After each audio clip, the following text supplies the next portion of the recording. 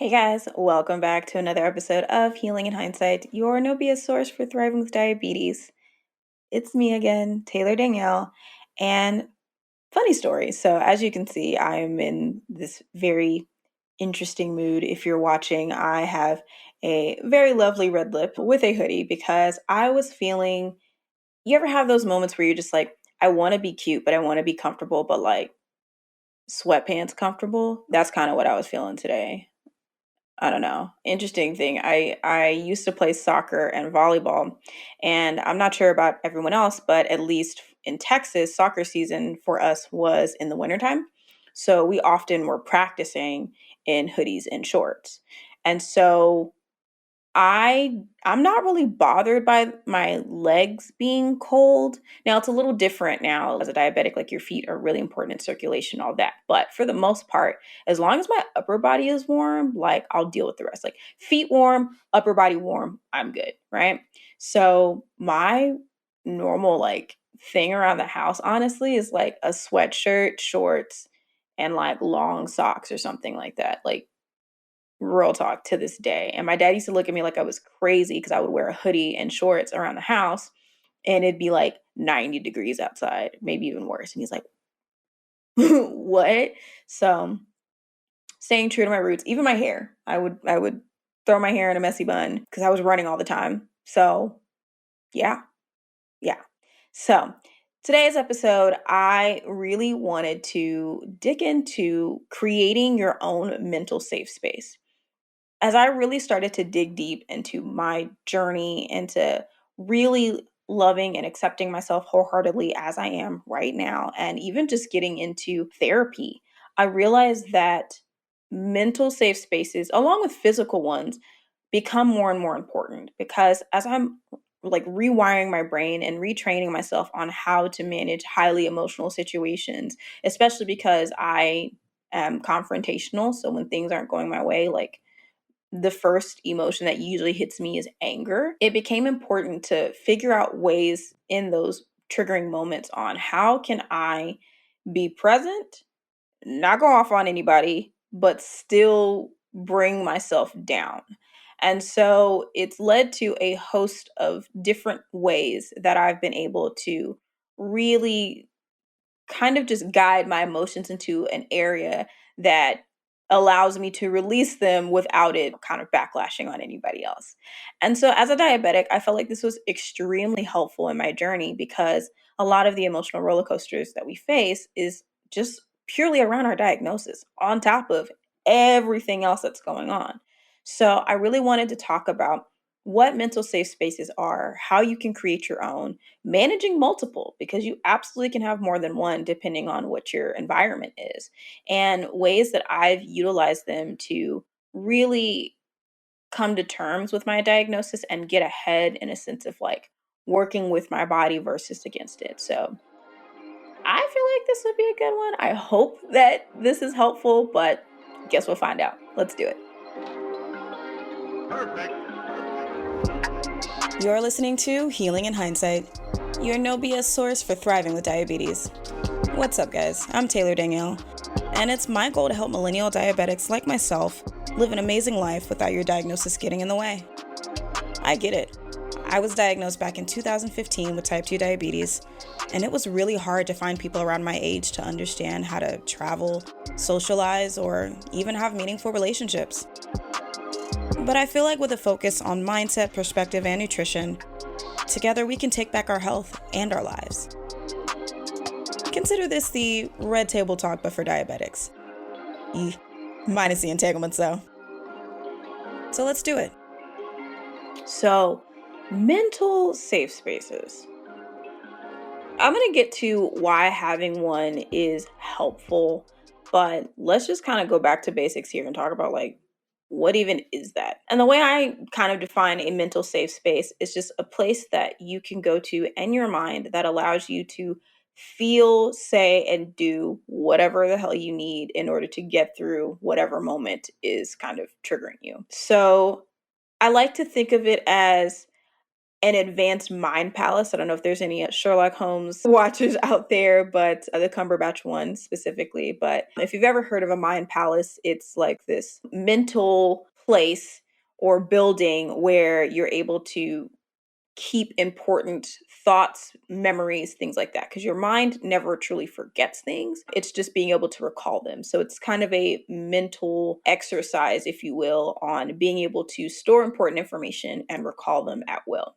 So I kind of take the idea of a mind palace, but instead of it just being to hold memories and things that you want to recall, like a statistic or something. I mean, obviously, the way that Sherlock Holmes uses it is way more advanced than probably what I could do with it, but you get it. But also just applying the same concept to a place where you feel safe enough to feel everything that you need to feel and it not to be projected outwards, that could potentially cause some drama, right? And so as a diabetic, I felt like this was something that became important for me, not only just as a diabetic, but just in general, because as the world is continuing to shift and our generations are continuing to evolve and learn or unlearn a lot of different information, it's so overwhelming that you almost feel like you can't say or do anything without someone else having an opinion about it. Now, that's kind of life in general. As you live and go through things, opinions, whether you ask for them or not, will come up against you, especially when you decide that you want to allow yourself to be seen in a public fashion, like being online or what, any type of celebrity status. It's not even a celebrity thing. Anytime that you showcase yourself online, no matter what form it is, even as what feels like as small as Instagram or Snapchat or whatever. I don't even know what is Clubhouse still the newest one? I don't know, but you get it. You're often open, whether you ask for it or not, to forms of opinion. And so if you're not really sure how to manage that, it can be overwhelming. It can lead to backlashes. It can lead to snapping on people. I feel like a lot of what we're seeing with different, especially influencers and celebrities, like hopping on TikTok or hopping online and saying stuff is a moment where their emotions got the best of them and they wanted to say what they wanted to say. But because of the age of the internet, it's like you're allowed to be yourself, but not really. It's only if it's convenient for me are you allowed to be yourself, because when you're not, or you say something that truly is in line with who you are, and you haven't been showcasing that from the beginning, well, here's looking at you, Rachel Hollis. Ah, sad to see. But, it's something that you should feel that you have one place, at bare minimum, one place where you can say whatever crazy thing that you need to say because it's in the heat of the moment. Now, am I excusing extremely racist, sexist, all the ist things? Not necessarily. I do feel like if you go into your mental safe space and share all those things, there's clearly some things that you need to work on internally in terms of how you feel about those different insert whatever ist that it is. But I do feel like everybody has a right to have a place to be able to let all of that out without any form of judgment.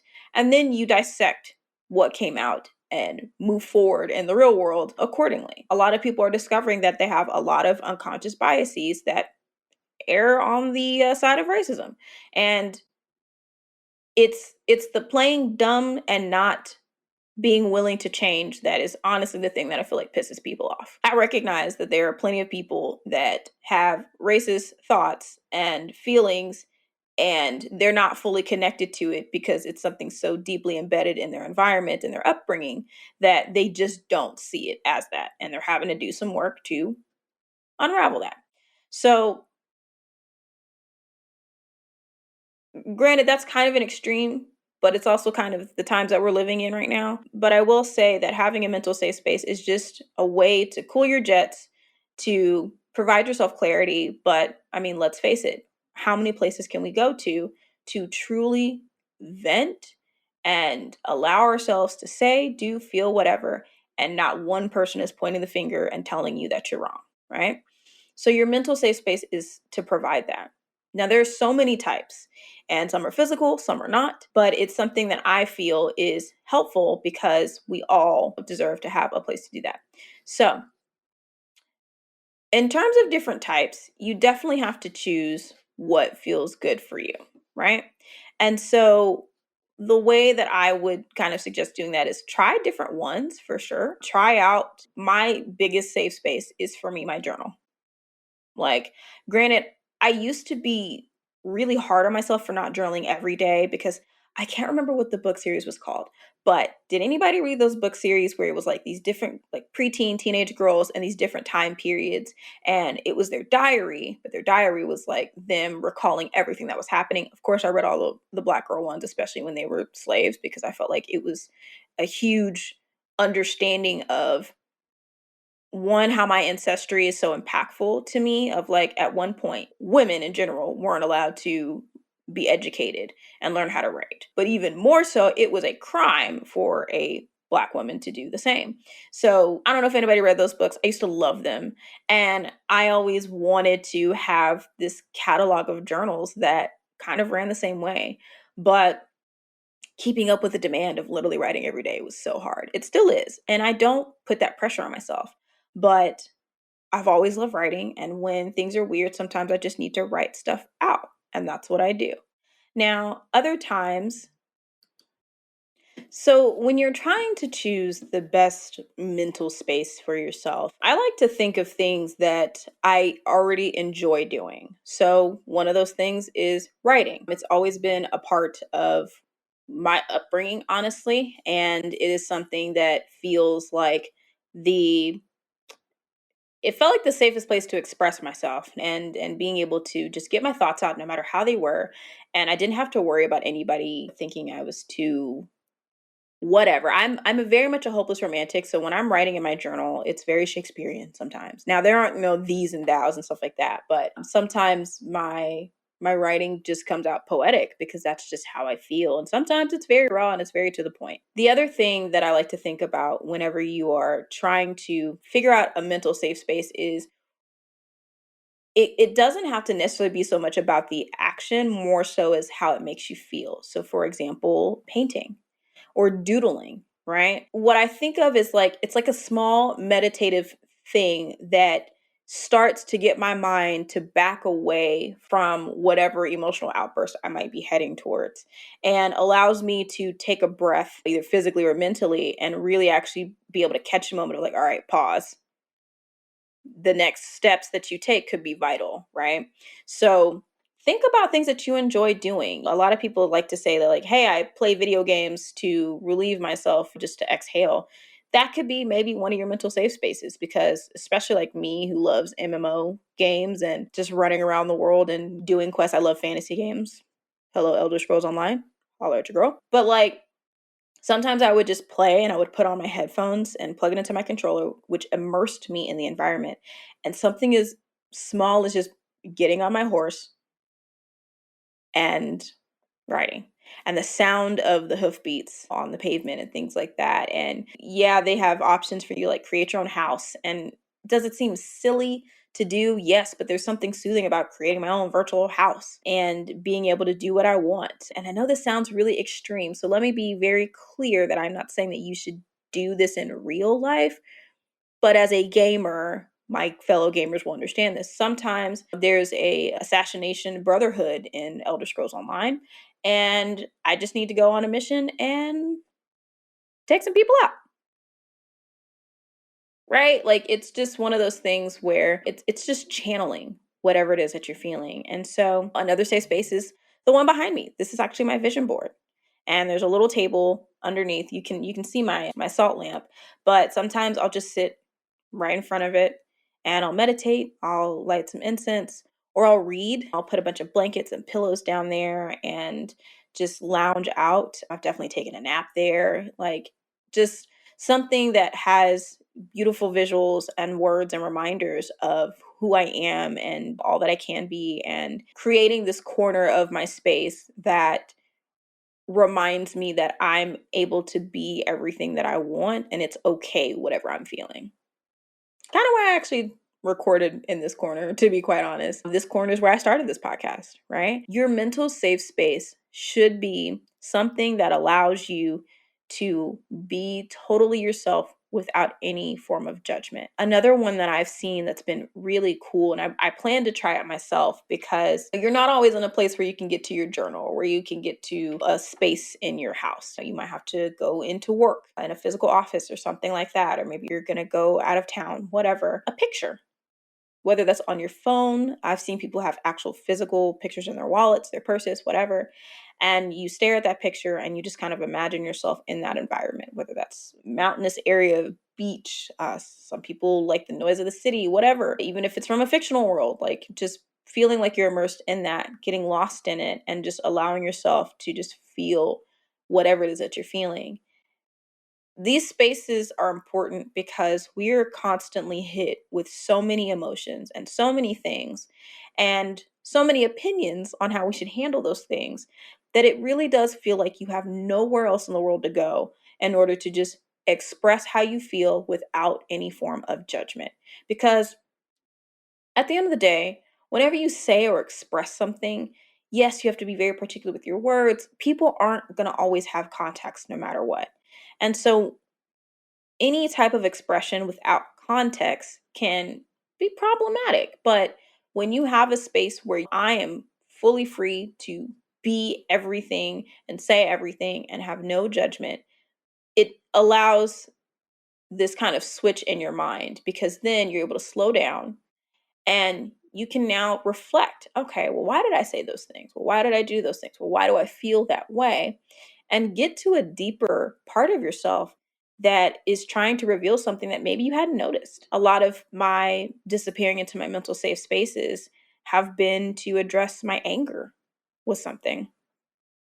And some things that have popped up is recognizing, like, I feel inadequate next to this person. And if you remember last week's episode, comparing journeys is not a thing to do, but it still happens. And so my mental safe space is a way for me to check that. It's a way for me to realize, okay, I am in a space, I'm in two very separate spaces. I am in the diabetic space and I am in the full self confidence, body acceptance space, if you will. And they seem opposing, but one came about because of the other.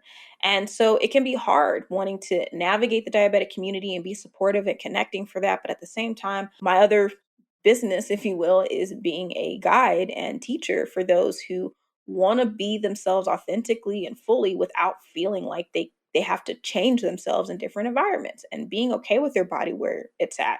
You might have goals for it, but it doesn't mean you have to hate yourself, right? So being in that split kind of environment sometimes is difficult. And I realized that in both spaces, I was starting to fall back into a routine, not a routine, but just like a thought process of comparing myself of, oh man, I just did this really awesome clubhouse room with these amazing people, but oh, they all seem really established and they're asking me how long I've been doing this. And I'm telling them I'm brand new or whatever. And I don't feel like I'm allowed to be here because I don't have the expertise that maybe they do. But I had to check myself on that of like, okay, you shared how you felt, but recognize that's not true. You have every right to be here just as much as they do. They started small at some point and they got to where they are. Somebody is out there for you. Their audience may not be your audience. That's okay. There's billions of people in the world. You're bound to find a few that resonate with you. So it really is helpful to create these environments. And a lot of the things that I've described are things, right? Safe spaces can be physical places like this corner of my room, or like maybe your favorite park or whatever. I hesitate to say people. And I know that there are a lot of great people out there who develop very strong bonds and relationships and are able to, they've created this path of communication where they can express themselves fully, and that is absolutely amazing. And I'm not saying that people can't be safe spaces. I just caution with that. Because we're all still human. And so if you have differing beliefs, if you have things that you may not always see eye to eye on, being able to express yourself wholeheartedly and fully without judgment can be a challenge if you choose one of your mental safe spaces to be a person. It is absolutely doable. I'm not saying that it can't happen, But a lot of communication has to go into that, of being able to respect the fact that somebody just said this thing and it might not align with you.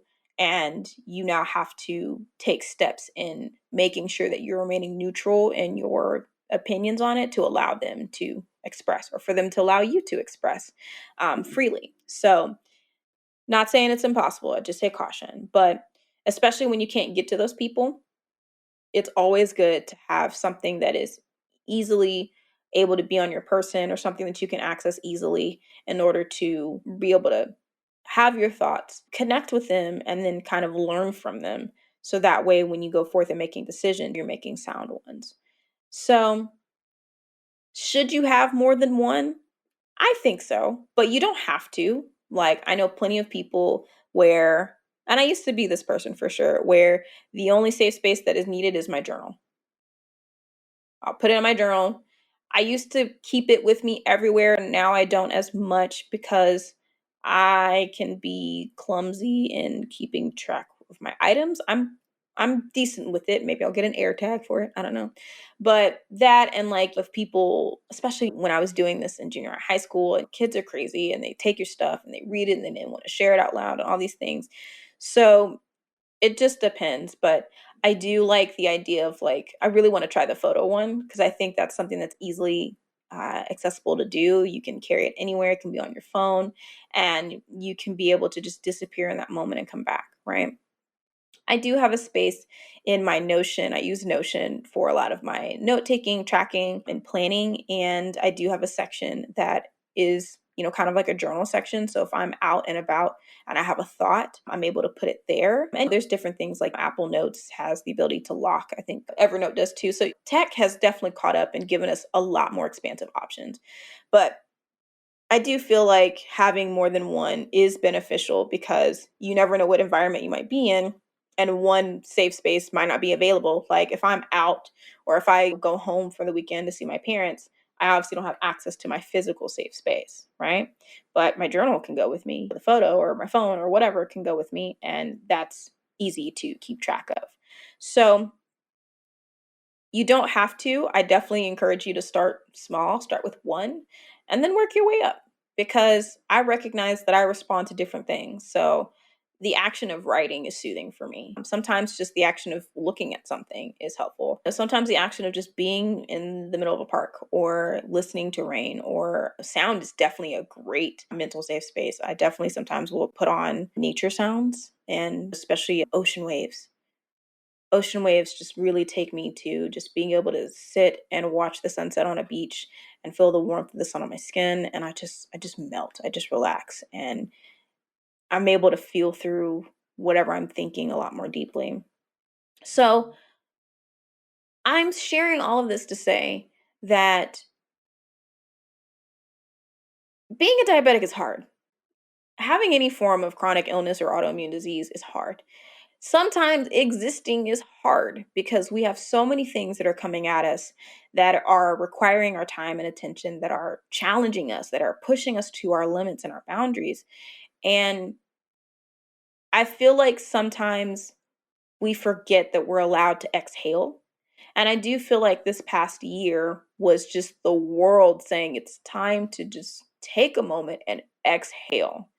And by working in having mental safe spaces, your mind palace, whatever you want to call it, into your everyday, it gives you a moment to just exhale, because you never want to get to a point where you're piling so much into yourself that you implode. Especially for someone like me who has to deal with anger and not allowing my anger to just take over everything. There's nothing wrong with being angry. Angry is a very powerful and passionate emotion, but anger unchecked can be a very destructive emotion. And so being able to know that you have the ability to release and express those things is important. So I just really felt like this would be a good thing to touch on, because when you're dealing with a medical diagnosis of any magnitude, it can weigh a lot on you mentally and spiritually and emotionally. And you need to be able to express that. You need to be able to know that you can be safe with your thoughts and your feelings, and that no one is going to judge you for it. So, creating these spaces for yourself, I feel like, is something that's been huge in my journey as a diabetic, and honestly a springboard for me getting better in how I take care of myself, because I am now able to face and acknowledge how I feel about it. And even more so every day now than before, because there was a point where I didn't feel like I was allowed to be upset for my diagnosis, to feel like there was so many things wrong with how I got here. And so everybody has permission to feel what they feel. You don't need anybody's permission to feel what you feel. The only person that needs to validate that is you. But there's also that understanding that sometimes having those feelings right in the middle of a meeting with somebody, or when you're trying to get your work done, may not always be the most convenient thing. So having a place that you can quickly slip into mentally to express and release, and then being able to come back and have your head on straight forward, is to me a powerful resource and tool that everybody can benefit from. So this one might be pretty short. I didn't want to ramble. I really didn't. I struggle when I do these topics that aren't 100% about being a diabetes itself, because I can either go on for days, or I just want to make sure I keep it concise because I don't want to like overwhelm anybody. But this is one of those that's just, it's really important to me. And y'all know I love all things mental health on this show. It will never not be a part of it, because it all starts in the mind, in my opinion. And the more that we can allow our minds to expand and to grow and to understand what our hearts are feeling, I think the more this connection with our bodies can deepen, because there's that ability to release those built up emotions and things that happen as we walk through life. Yeah. Let me know what you guys think about that. Leave me a comment or a rating wherever you're listening to this. If you're able to find the show in some form of capacity to leave me a message, let me know, because I'm always curious as to how people are navigating things that can be tough, that can be challenging, and how you're able to mentally keep yourself grounded even when you are feeling so many things. Because you're allowed to feel all of those things, but channeling them in the right ways is the power that you have in having a different experience. So let me know.